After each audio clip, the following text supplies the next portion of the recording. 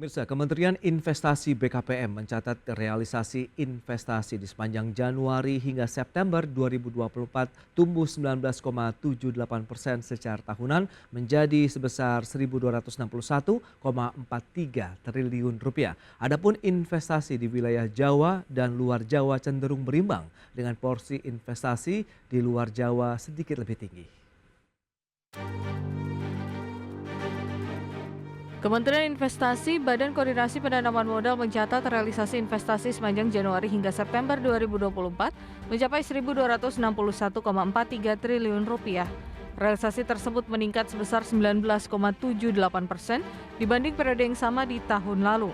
Menteri Investasi yang juga Kepala BKPM Rosan Perkasa Roslani menjelaskan, realisasi investasi sampai dengan kuartal 3 2024 setara dengan 76,45% dari target yang ditetapkan Presiden Joko Widodo, yakni sebesar 1.650 triliun rupiah.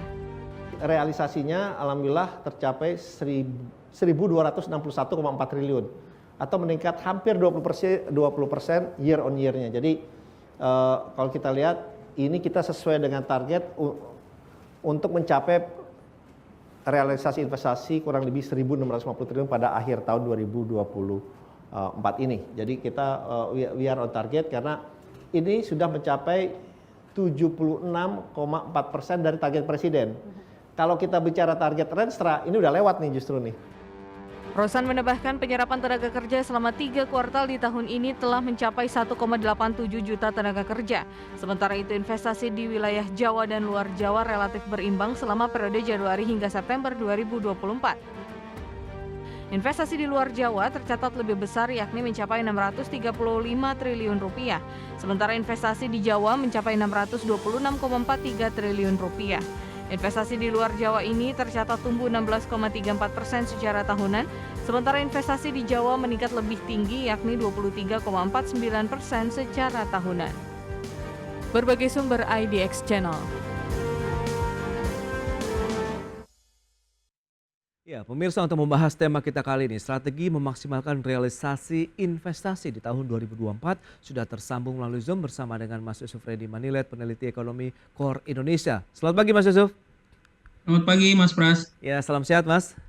Salam sehat selalu. Terima kasih dan sudah bergabung juga Ibu Hardini Puspasari, Wakil Ketua Umum Bidang Investasi Kamar Entrepreneur Indonesia. Selamat pagi Bu Hardini. Selamat pagi Mas, Ya. salam sehat, salam bahagia. Baik, bahagia selalu begitu ya. Ini menarik, langsung saja kita akan cermati dari Core Indonesia terkait dengan realisasi investasi sampai dengan akhir kuartal 3 2024. Review Anda bagaimana?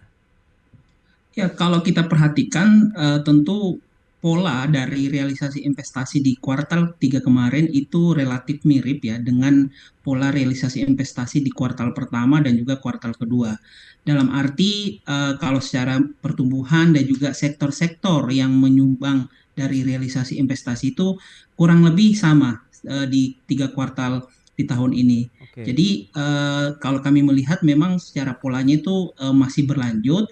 Dan saya kira kalau kita perhatikan dari sektor misalnya, sektor-sektor yang berkaitan dengan hilirisasi pertambangan itu masih menjadi penyumbang dari realisasi investasi asing terutama pada realisasi kuartal ketiga kemarin. Dan menurut saya ini merupakan kelanjutan ya dari program hilirisasi pemerintah yang sebenarnya sudah dilakukan di beberapa tahun terakhir ini dan apa yang terjadi di tahun ini merupakan realisasi investasi yang berlanjut. Nah, untuk melihat dari keseluruhan realisasi investasi di kuartal ketiga, kami juga melihatnya polanya relatif sama secara persentase ya. Artinya secara bertahap mulai dari kuartal pertama sampai dengan kuartal ketiga itu terjadi peningkatan realisasi investasi berdasarkan target yang disusun di akhir tahun 2024 yang ditargetnya itu sekitar 1.650 triliun. Dan kalau melihat dari pola yang terjadi, kemudian juga sektor yang menyumbang realisasi investasi, memang ada peluangnya realisasi investasi sampai dengan akhir tahun nanti memang akan mencapai target. Oke, nah dari pandangan Keynes sendiri, Bu Hardini, bagaimana nih Anda melihat realisasi investasi ini sudah sesuai harapan, begitu sesuai dengan beragam upaya juga yang sudah dilakukan oleh pelaku usaha kah begitu atau bagaimana? Ya, Mas Pras, kalau kita lihat tantangan dari faktor eksternal dan politik domestik itu nggak terlalu berpengaruh ya. Oke, Tapi yang tadi sudah direview dengan Pak Yusuf, itu saya tinggal menambahkan bahwa dari realisasi investasi kita, kan ditargetkan memang dari awal-awal kita sempat mendiskusikan adalah di 1.650 triliun. Dan sampai dengan saat ini kita lihat perkembangannya sangat bagus. Dan penyerapan tenaga kerja itu sampai dengan di angka 1,8 juta penyerapan tenaga kerja. Cuman apa namanya dalam hal ini nanti permasalahan-permasalahan dalam hal penyerapan tenaga kerja ini yang perlu kita apa namanya lebih diterapkan lagi karena dari penyerapan tenaga kerja ini tentunya berdampak terhadap kualitas nanti investasi ke depan. Tadi oke. saya menambahkan bahwa memang penyerapan investasi ini tentunya kalau dari permodalan asing itu masih lebih mendominasi di 51%. Dan Oke. investasi di Pulau Jawa mencapai 49%, 66%, dan di luar Jawa 50,34%. Nah, terkait dengan realisasi investasi tadi kalau Anda sampaikan begitu, ini mencerminkan bahwa iklim usaha yang juga sudah mendukung dunia usaha secara keseluruhan begitu untuk investasi atau bagaimana? Saya melihatnya dengan adanya baiknya dengan bahwa pemilu dan sampai dengan proses pergantian apa namanya kepemerintahan ini sangat baik sekali ya. Oke. Saya melihat bahwa trennya ini sangat bagus buat Indonesia. Jadi ini tinggal diteruskan saja, tapi yang paling utama adalah penguatan dalam hal penyerapan sumber daya manusia baru. Ini yang membuat kita harus memperkuat di sektor capacity building untuk pembekalan apa namanya para SDM yang di Indonesia yang saya lihat masih sangat lemah. Apalagi saat ini generasi Gen Z itu ada 75 juta, yang mana dari 75 juta ini sebenarnya membuat bonus demografi buat Indonesia.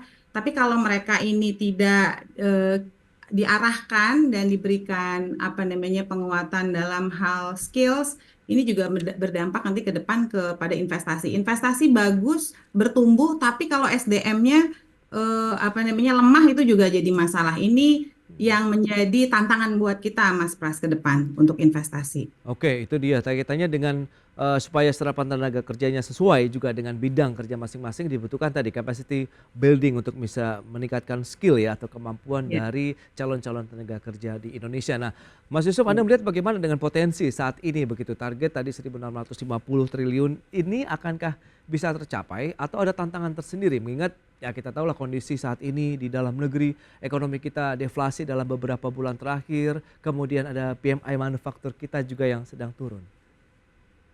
Ya, jadi memang untuk realisasi investasi ini ada faktor yang disumbang dari dalam negeri, ada juga faktor yang disumbang dari luar negeri ya secara global. Kalau Oke. kita bicara global, realisasi investasi terutama di kuartal ketiga kemarin itu banyak dipengaruhi oleh perlambatan perekonomian Cina. Jadi kalau kita perhatikan proyeksi pertumbuhan ekonomi kuartal ketiga di Cina itu diproyeksikan akan melambat dibandingkan pertumbuhan pada kuartal kedua.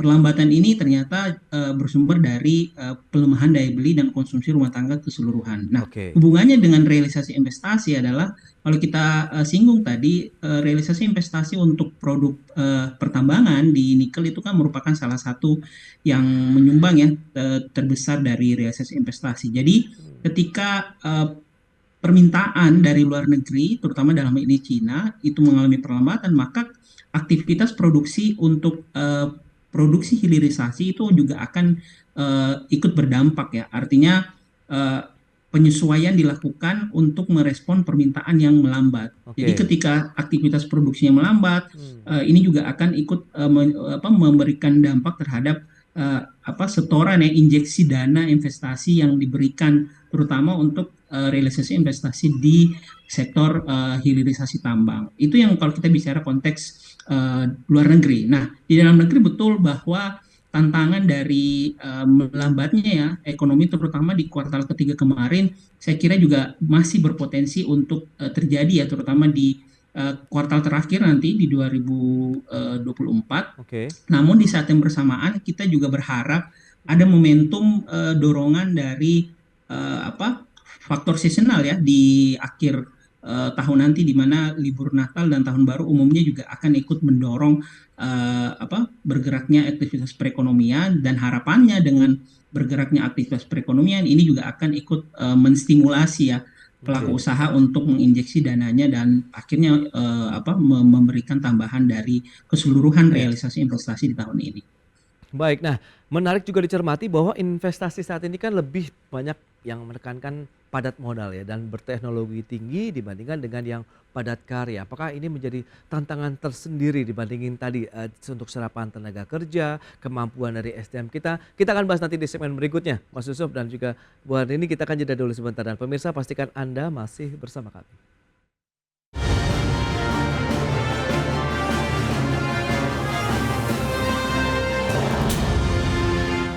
Kita akan lanjutkan kembali perbincangan menarik ini bersama dengan narasumber kita, Ibu Hardini Puspasari. Beliau adalah Wakil Ketua Umum Bidang Investasi Kamar Entrepreneur Indonesia, dan juga Mas Yusuf Randy Manilet, Peneliti Ekonomi Core Indonesia. Baik, kita ke Bu Hardini terlebih dahulu terkait dengan realisasi investasi yang lebih menekankan pada padat modal ini, industrinya dan juga teknologi tinggi. Bagaimana Anda melihat kalau misalnya kita coba komparasikan dengan upaya serapan tenaga kerja lah dengan industri-industri padat karya di Indonesia? Silakan.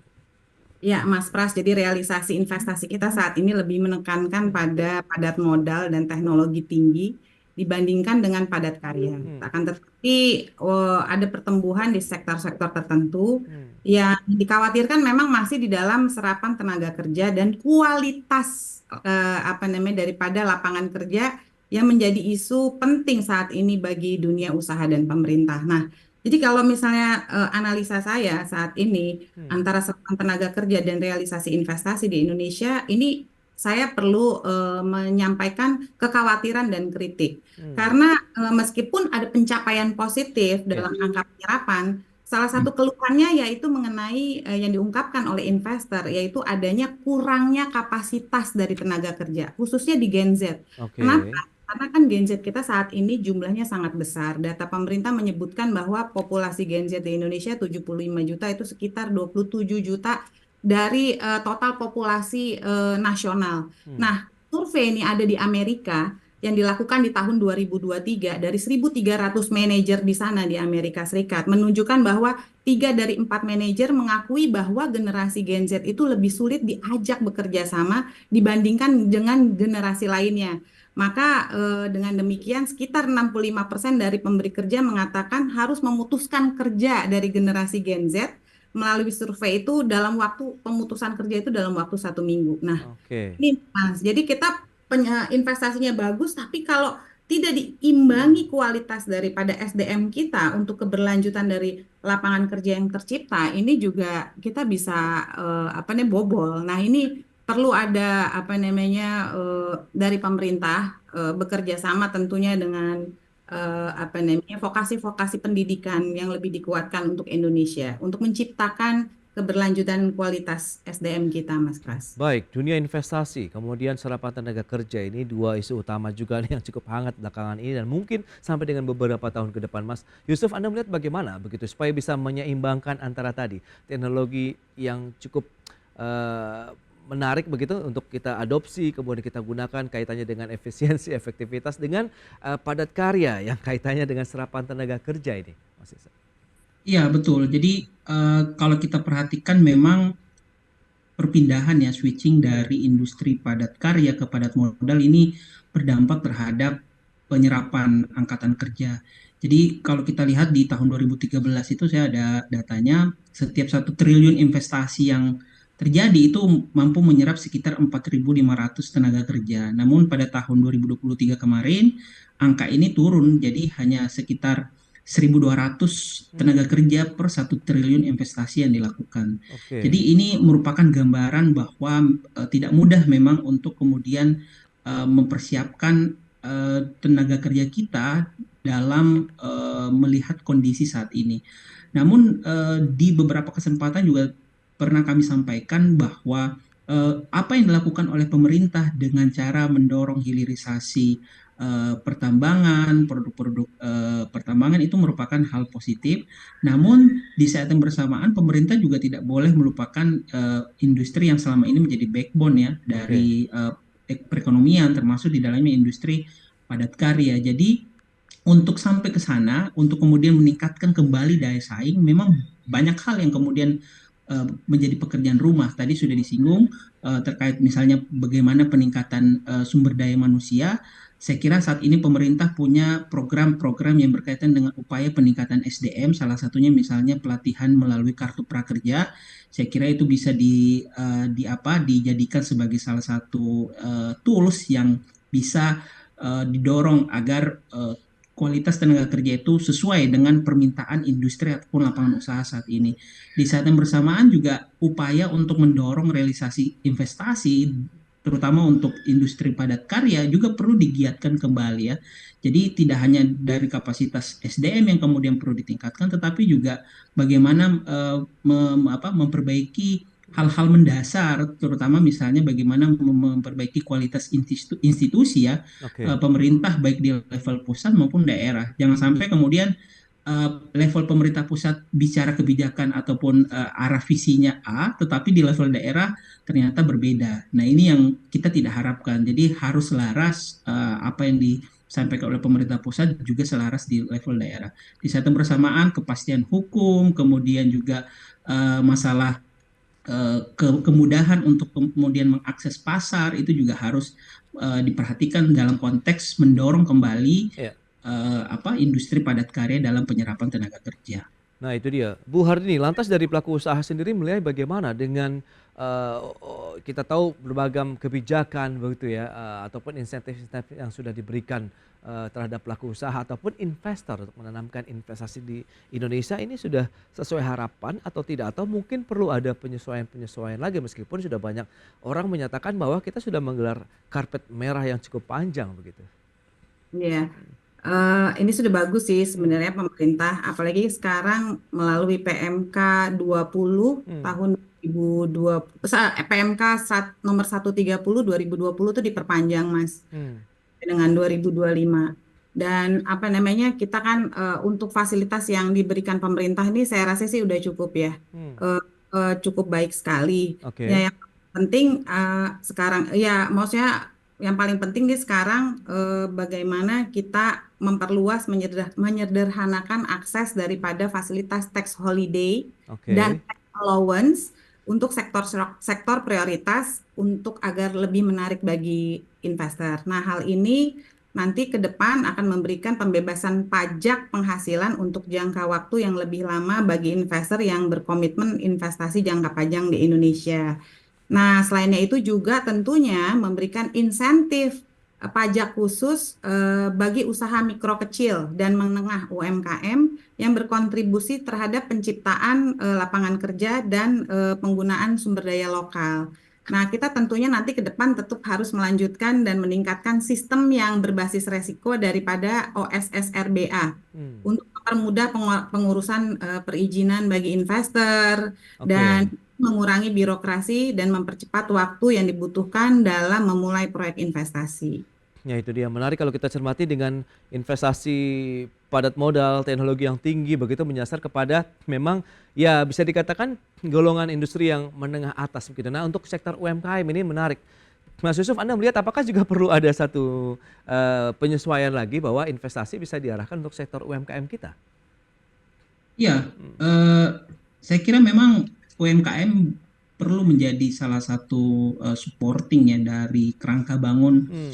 realisasi investasi kita. Jadi posisi UMKM itu ada pada misalnya bagaimana mereka terlibat dalam rantai pasok ya, dari suatu misalnya eh, unit industri ataupun lapangan usaha. Hmm. Jadi ketika misalnya dia sudah ikut terlibat dari suatu rantai pasok unit lapangan usaha, nantinya juga itu bisa membuka peluang mendorong investasi ya yang masuk ke dalam UMKM. Oke. Nah, pekerjaan rumahnya sekarang adalah bagaimana memastikan kualitas dari produk UMKM yang dihasilkan Ya. itu memenuhi ya standar terutama ketika ingin masuk ke rantai pasok yang lebih besar.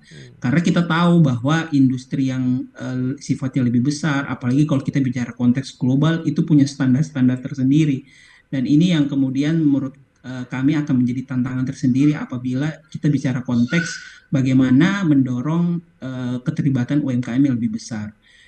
Saya kira pemerintahan baru dia punya komitmen untuk juga memperhatikan UMKM ya. Tidak hanya membicarakan bagaimana UMKM ini bisa survive, tetapi juga bagaimana upaya untuk meningkatkan kelas ya UMKM. Jadi yang tadinya mikro jadi kecil, kecil jadi menengah, menengah menjadi besar.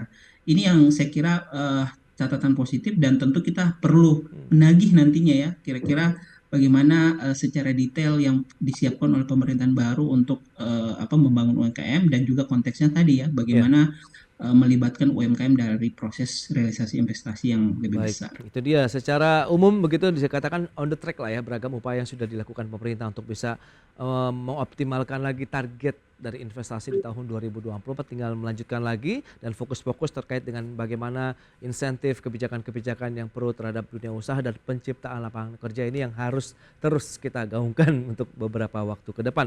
Baik Mas Yusuf, kemudian Bu Hardini, terima kasih banyak atas waktu sharing yang sudah Anda sampaikan kepada pemirsa pada hari ini. Selamat melanjutkan aktivitas Anda kembali. Salam sehat. Terima kasih Bu Hardini, Mas Yusuf. Salam bahagia, Ya. salam sehat. Ya pemirsa, 1 jam sudah saya menemani Anda dalam market review dan berbahari terus informasi Anda hanya di IDX Channel, Your Trustworthy and Comprehensive Investment Reference. Jangan lupa saksikan program First and Closing yang akan tayang pukul 11.30 waktu Indonesia Barat. Karena urusan masa depan harus terdepan, aku investor saham.